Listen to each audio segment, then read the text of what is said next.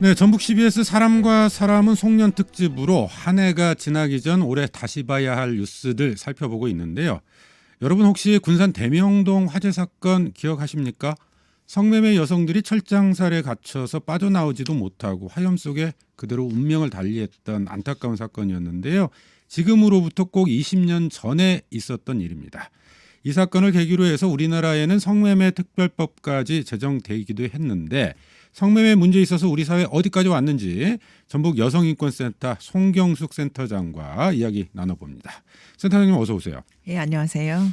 대명동 화재 사건이 벌써 20년이 됐네요. 네. 네, 그때 센터장께서는 한창 활동하던 시기. 네, 그렇죠. 저는 네. 사실 이제 2003년도부터 이쪽 성매매 현장 상담소에서 활동을 했고요. 당시에 이 2000년에 이 사건이 지역 사회에서 굉장히 큰 사건이었어요. 네. 여성계뿐만 아니라 시민사회계까지. 그래서 저도 이제 관련 이제 시민단체에서 그때 활동을 하고 있어서 그 대책위에 함께해서 이 사건에 대해서 굉장히 잘 알고 있지요. 올해가 20주기인데 혹시 뭐 관련 행사라든지 이런 건 있었습니까? 네, 20주기여서 너무나 의미 있는 해였는데 이제 코로나 때문에 사실 그렇죠, 오프라인 그렇죠. 행사가 거의 불가능해서요. 대신에 이제 온라인이나 또 비대면 관련 사업으로 저희가 전환해서 했습니다. 일단 이제 요번에 슬로건이 대명동 화재 찬사 20년 여성의 자리는 바뀌지 않았다 해서 전국적으로 성매매 문제 해결을 위한 전국연대 단체들이 함께 공동으로 여러 가지 활동을 했는데 또 올해는 성매방지법 제정 16주년이기도 했습니다. 그래서 네. 이것들을 이제 기념하면서 이 메시지를 전하기 위해서 전주 시내 일대에 저희가 현수막을 게시했고요. 그리고 이제 개복동 화재 현장과 또 전주의 성매매 집계를 지은 선미촌 등에 이제 이 의미 성매방지법 16주년 또 대명동 20주기의 의미를 담은 현수막을 굉장히 많이 설치를 해서 시민들이 네. 많이 좀 볼 수 있었고 이 현수막 설치 이름은 보랏빛 연대라고 저희가 보라색 현수막으로 해서 여성들의 연대를 뜻하는 의미로 했고요. 또 매년 2006년도부터 대명동과 개북동 화재 현장을 저희가 순례하고 있습니다. 그게 네. 민들레 순례단이라고 해서 올해도 저희가 안전을 지키면서 또 올해도 빼놓을 수 없어서 다녀왔습니다. 여성의 자리는 바뀌지 않았다. 이게 20년이 지났는데 맞습니다. 네, 이 문장이 좀 아프네요. 네. 자, 근데 당시에 화재가 났던 군산 대명동 이 화재 원인이 그때 밝혀졌습니까?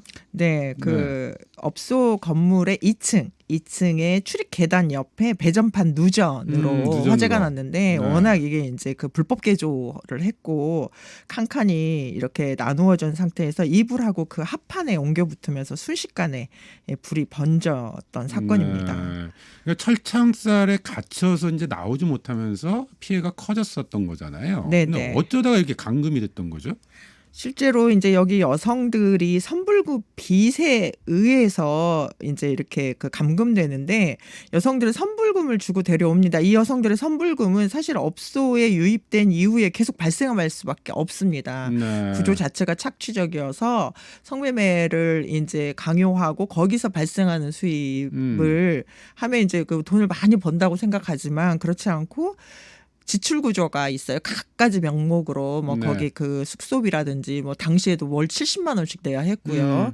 등의 형태로 지출을 그러니까 경제적 착취를 당하기 때문에 여성들의 빚이 계속 쌓이고요. 이 여성들이 빚을 주고 데려왔기 때문에 계속 감금을 하는 겁니다. 네. 실제로 물리적 감금이 있었던 때였죠. 그때가. 네. 예. 그때 몇 분이 희생이 네, 됐었죠? 그 5명이 사망했고요. 2층에 계셨던 5명이 사망했고 3층에 한 분이 구조되었습니다. 네. 근데 그로 인한 충격이 채 가시지도 전이었죠. 그 얼마 지나지 않아서 네, 또 네, 유흥주점에서 화재가 났잖아요. 네네. 네. 대명동이 2000년 9월이고 이제 2002년 1월에 개복동이라고 하는 군산시의 또 다른 이제 성매매 업소 직결지의 한 업소에서 화재가 났는데 아방궁이라는 이제 그 업소에서 무선 전화기 어댑터가 이제 불이 네. 났고 그게 그 옆에 대가로 이제 불이 붙었는데 그 대가에 있었던 업소의 여성들이 이제 사망한 사건이죠. 그때 피해 규모가 더 컸죠. 네, 14명의 여성이 사망했고 이 여성들을 이제 그 관리하고 감시했던 남성분이 1명 사망해서 총 15명이 사망한 사건입니다. 네. 자, 이쯤에서 그 두 사건이 있고 난 다음에 현장에 좀 참여했고 또 기록으로 남긴 분이 계세요. 성매매 문제 해결을 위한 전국연대의 전 대표시죠. 현재는 정책자문위원을 맡고 계십니다. 정미래 전 대표 전화로 연결해 보겠습니다. 정미래 대표님 안녕하세요. 네, 안녕하세요. 반갑습니다. 네, 사건이 있고 난 직후에 현장에 직접 가셨다고요? 네, 일단, 이렇게 불러주셔서 감사하고요. 그 사건이 났던 그 지역은 제가 당시에 군산 여성의 전화라는 단체에서 활동하고 있었던 시기였습니다. 네. 그러다 보니까 이제 그 뉴스나 이런 거 보고서 그냥 그 현장이 가까웠기 때문에 바로 뛰어갔었죠. 네. 저희가 이제 어떤 일인지 잘 모르고 뉴스만 봐서는 저희가 상황을 판단할 수가 없기 때문에 바로 뛰어가가지고 도대체 어떻게 된 상황인가라고 하는 거를 이제 거기 도착해서 이제 저희가 파악하게 된 거죠. 거기가 철창살에 피해 여성들이 이제 갇혀 있던 곳이었잖아요. 그 구조가 어떻게 되는지 좀 확인을 해보셨어요? 이제 당일날은 못 들어갔고요. 네. 이제 처음에 현장에 갔었을 때는 이제 화재는 좀 진압이 돼 있던 상황이었기 때문에 저희가 가지고 있던 의문은 딱 하나였죠. 2층밖에 안 되는데, 그리고 2층이 높은 2층이 아닌데 이렇게 창문으로 뛰어내리면 바로 도로니까 이게 왜 이랬을까라고 하는 의문점에서부터 이제 저희가 그 사건에 대해서 주목하게 됐던 거고, 그래서 이제 주변에 많은 분들이 저기 원래 그 뜯겨 나가는 그 창살을 보고 네. 저것만 없었으면 바로 그냥 뛰어내리면 그냥 다리 정도 다칠 정도인데 저것 때문이다라고 하는 이제 의견이 다수 있었죠. 그래서 네. 당일 그때는 못 들어갔고요. 그 이후에 이제 저희가 그 내부에 이제 진입하게 되면서 그 내부가 어떻게 됐구나라고 하는 거였고, 많은 사람들이 밖에서 봤었을 때는 그냥 의문 정도였는데 그 내부에 들어갔었을 때는 아주 조그마한 20평도 안 되는 그런 규모의 방을 7개인가 8개 이렇게 만들어 놓고 미로처럼 만들어 놓은 그 구조를 보고 모두가 경악을 했죠. 그래서 네. 그거는 뭐 쇠창살에 갇혀 있었다 이런 표현보다는 그 성매매 업소들이 정말 어떤 방식으로 운영을 하면서 그 반인권적이고 인권 착취적인 상황으로 여성들을 내몰았는가라고 네. 하는 것들을 저희가 이제 눈으로 확인하게 되면서 이제 문제가 좀 더 이슈화 되는 거죠. 근데 당시에 그 일대에 이 화재가 났던 네. 곳과 비슷한 곳이 굉장히 많았다고 들었거든요. 그것은 이제 대명동 거기는 이제 일명 18리 골목이라고 하는 것은요. 예전에 이제 지금은 저희가 집결지라고 표현을 하는데 예전에는 뭐 사창가다 막 이렇게 표현했지 않습니까? 네. 예, 그래서 그쪽에 이제 한 10개 정도의 업소들이 다양한 형태들로 있었죠. 뭐 여관 연수 간판을 달기도 하고 또 간판 아예 없이 이렇게 운영되기도 했는데요. 그 군산 대명동 지역은 뭐 지역 주민들이나 뭐 아는 분들이 막 이거 우리 낙인 찍는 거 아니냐 이렇게 생각하실 수도 있겠지만 그건 아니고요. 그 일대가 이제 그 대명동 그 옆에 바로 그 개복동도 비슷한데요. 네. 옆쪽으로 또 유흥 주점들이 많이 또 형성이 되어 있어가지고 같이 연결돼 있던 곳이었죠. 네. 근처에 뭐 100m도 채 안 되는 곳에 파출소가 있었다고 들었거든요. 거기가 이제 관할 파출소. 예전에는 이제 요즘은 뭐 경찰이 뭐 자정 노역 걸려서 많이 바뀌었다라고 얘기를 하지만 그때만 하더라도 그 업소들 근처에 있는 파출소가 뭐 노다지 파출소다 이런 얘기가 있을 정도였지 않습니까? 근데 그걸 알고 봤더니 바로 그 관할인데 관할이면 바로 뭡니까? 그런 업소를 단속하고 불법적인 행위가 일어나지 않도록 단속을 해야 되는데 그 업소들이 그때까지도 계속해서 영업을 할 수 있었던 거는 뭔가 유착이 됐다. 경찰들 유착이라든지 봐주기 그다음에 단속 정보 올려주는 거 이런 걸 거다라고 이제 저희는 의문을 가졌지만은 네. 그거를 밝혀준 거는 경찰이 수사를 통해서가 아니고요. 네. 이제 증언들 성년자들의 증언을 통해서 그게 네. 밝혀진 거죠. 그래서 그러면 그 뭐 유착이 그런 되었다고 네, 의심을 받았던 그 당사자들 처벌이 됐습니까? 그 이후에? 네, 그분들 그 사람들도 저희가 전부 다 고소하고 고발하고 이렇게 해가지고 근데 형량은 높지는 않았지만 처벌 되었고요. 그 개복동 같은 경우도 형사처벌도 되고 저희가 또 민사소송할 때 국가 책임을 묻는 이 과정에 중요한 역할을 하게 되시는 분들이죠. 네. 어쨌든 이제 그 사건들이 생기고 나서 우리나라 이제 성매매 특별법이 생기지 않습니까? 이 사건이 직접적인 계기가 된 게 맞는 거죠? 저희는 이제 특별법이라고 하질 않고요. 성매매 관련법이라고 하는데 특별법 그러면 많은 사람들이 막 특별한 시기만 작동되는 이런 형사법적인 것만 이제 오해하는 부분이 좀 있어서 저희가 얘기하는 건 이건 성매매 알선 등 행위의 처벌에 관한 법률하고요. 성매매 방지 및 피해자 보호에 관한 법률 이 두 개의 법이 만들어지게 된 거거든요. 그리고 금방 말씀하신 것처럼 그 전부터 이제 뭐 예전에 있었던 윤락행위등 방지법에 대한 개정이라든지 뭐 이런 논의는 많이 있었지만 실제로 그 법이 제대로 정착하지 못했었거든요. 그런 과정에서 대명동 화재 참사를 계기로 이제 새로운 법에 대한 필요성 그리고 그거에 대해서 경각심, 사회적인 어떤 또 합의 수준들 이런 것들이 많이 만들어지게 되면서 성매매 관련되는 법들이 2004년도에 제정될 수 있었던 건 맞는 얘기죠. 네. 대명동 화재 참사 20주기를 계기로 해서 우리나라 여성인권 운동의 현황 좀 짚어보고 있는데, 근데 이제 그동안 그 현장의 노력에도 불구하고 성매매 문제가 인권의 문제가 아니라 여성과 남성의 대립구도로 접근하는 시각, 이런 것들도 좀 있는 것 같아요. 이 부분은 어떻게 보세요? 글쎄요, 뭐, 이제 많은 분야에서 이제 성매매 문제가 이게 성착취 문제라고 하는 것들이 이게 이제 젠더 불평등한 구조에서 발생하는 문제다라고 하는 거, 이런 것들로 이제 여성 인권의 문제로 관점을 전환시킨 건 맞는데요. 좀 이제 우리 사회가 이제 굉장히 다변화되어지고 있고, 특히 이제 미투라든지 여러 가지 과정을 거치면서 젠더에 대한 논쟁들이 지금 많이 되고 있지 않습니까? 네. 예, 그런데 저는 이거는 남녀 간의 갈등의 문제가 아니고 실제로 성착취, 성매매 영역의 문제는 성별 권력 구조, 이게 문제가 뭐냐면 이제 권력의 문제이기 때문에요. 남성 권력의 문제라고 생각하고 있습니다. 그래서 이 부분들이 이제 제대로 이 성별 불평등한 구조 자체가 바뀌지 않은 한 이 권력 관계가 바뀌지 않지 않습니까? 네. 그렇기 때문에 이런 관점으로 접근해야 되는 부분들에 대한 좀 사회적인 인식이라고 하는 부분들은 많이 이제 올라와 있는 것 같아요. 다만 집행 현장에서 여전히 이 부분에 대한 부분들이 제대로 집행이 안 되어지고 있고, 가해자에 대한 처벌이 낮고, 그다음에 또 여성들이 좀 다양한 방식의 대안들을 찾는 부분들에 좀 아직도 우리 사회가 합의 수준이 좀 낮지 않습니까? 네. 이제 이런 부분들 때문에 자꾸 이제 그런 갈등이 비춰지는 것처럼 보이지만, 실제로 이 성산업 착취 구조에 대한 대응해야 된다, 강력하게 대응해야 된다라고 하는 전체적인 뭐 정부의 책임, 지자체의 책임, 또 시민사회단체들의 뭐 책임, 이런 부분들은 많이 올라와 있다고 생각하고 있습니다. 네, 알겠습니다. 법은 만들어졌습니다만 우리 일상에 안착하는 데까지는 여전히 좀 시간이 걸리는 것 네. 같네요. 오늘 말씀 고맙습니다. 네, 감사합니다. 네, 성매매 문제 해결을 위한 전국연대 정미래 전 대표였습니다. 송경숙 센터장님. 네. 근데 이게 20년 전에 발생했던 사건이에요. 네. 근데 20년이 지난 지금 과연 이런 일들이 재발하고 있지 않는지 이걸 좀 살펴볼 텐데, 그 중에 하나가 익산에서 발생했던 직접 장애인을 상대로 한 사건이었어요. 네네. 네.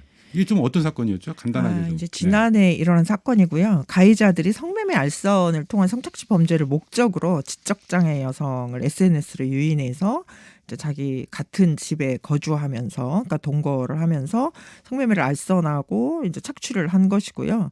성매수자 한 명이 가해자 중 한 명에게 너의 신상 정보를 알고 있다고 연락을 한 뒤로 이 피해 여성을 장시간 동안 감금하고 폭행해서 사망에 이르게 하고 매장까지 한 사건입니다. 네. 최근에 그 12월 9일 날 가해자들은 그 항소심에서 살인, 공동상해, 시신 유기 등 혐의로 무기징역 등 중형을 선고받았습니다. 그러니까 형태만 바뀌었을 뿐 본질은 그대로예요. 네네. 네.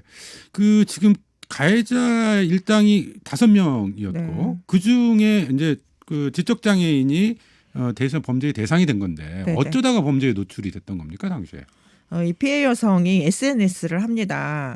SNS를 하고 이제 그것을 통해서 이제 보통 접근을 하는데요. 타겟팅을 하고 가출 상황인 것을 알고 접근해서 널 돈을 벌게 해주겠다라고 유인을 해서 자기 집에서 이제 그 동거를 하면서 이 여성이 또 장애인 등록증을 갖고 있는 것을 네. 보고 지적 장애인이구나라고 하면서 그날부터 바로 조건 만남. 이건 이제 뭐 어플리케이션을 통해서 구매자를 네. 이제 찾고 그래서 알선하고 거기에서 이제 그 돈을 이제 갈취하는 방식이죠. 그래서 이런 방식으로 성착취를 했던 것입니다. 일당 중에 여성도 있었죠. 그렇죠. 네. 네.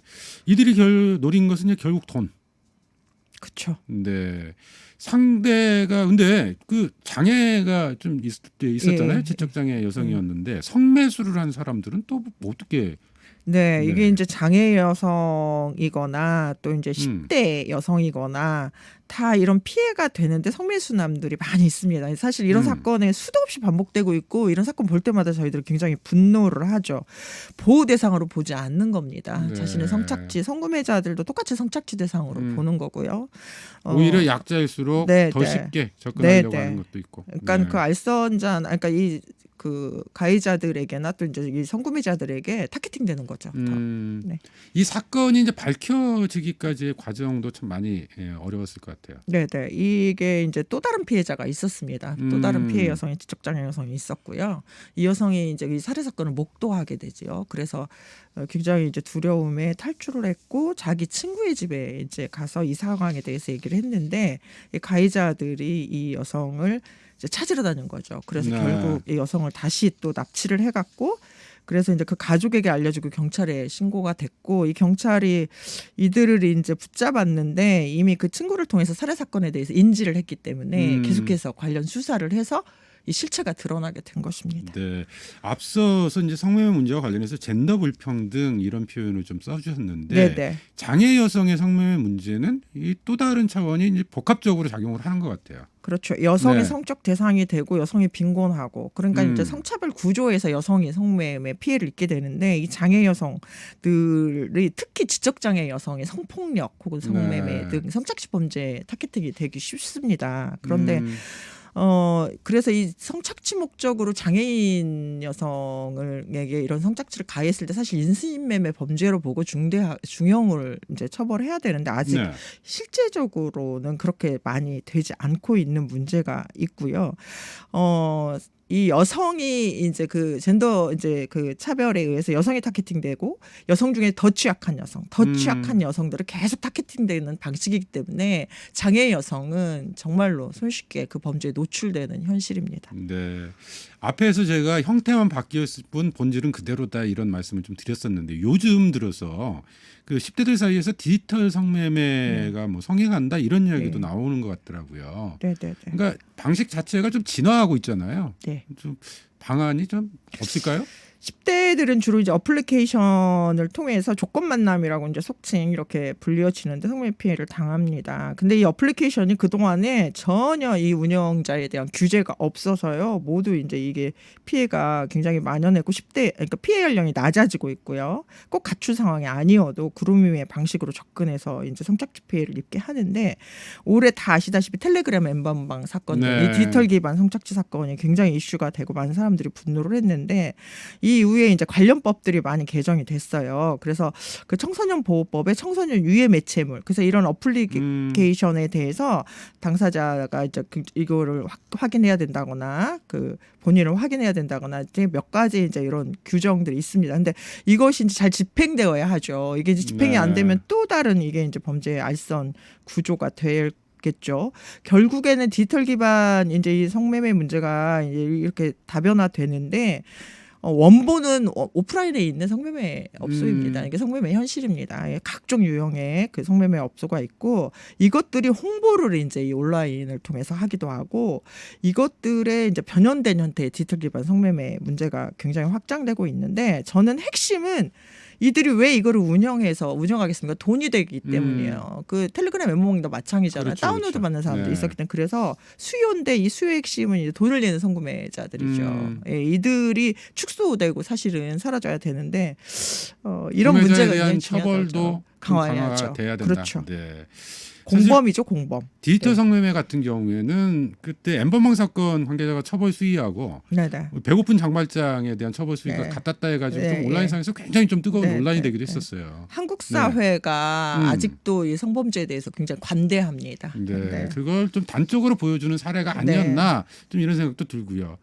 그리고 자, 취약한 조건에 있는 여성들에 대한 사회적 안전망 굉장히 이제 강화되어야 합니다. 이 여성들이 네. 계속 노출됐을 때 이 여성들이 노출되지 않도록 할 수 있는 층층이 이렇게 이런 사회적 안전망 이런 것도 필요합니다. 제도적 보호 밖에 있는 네네. 취약한 약자들, 여성들의 문제.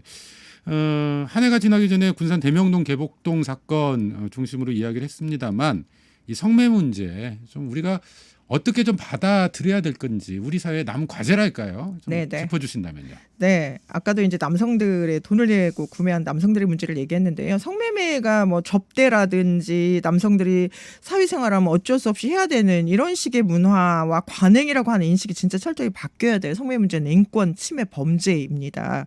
이런 인식을 모두 다 이제 사실 공유해야 되고요. 또 여성들이 생계를 위해서 어쩔 수 없이 해야 되는 거 아니야라고 해서도 안 됩니다. 그래서 이 여성들이 성매매 하지 않고 사실은 이제 생계를 살아갈 수 있는 다른 권리를 보장해 줘야 되고요. 그래서 성구매가 성착취 범죄다라고 하는 인식이 확산돼야 되고 사실 우리 지역에서도 불법 그 성매매 알선 광고물이라든지 굉장히 다양한 형태의 성매매 업소들이 많이 있습니다.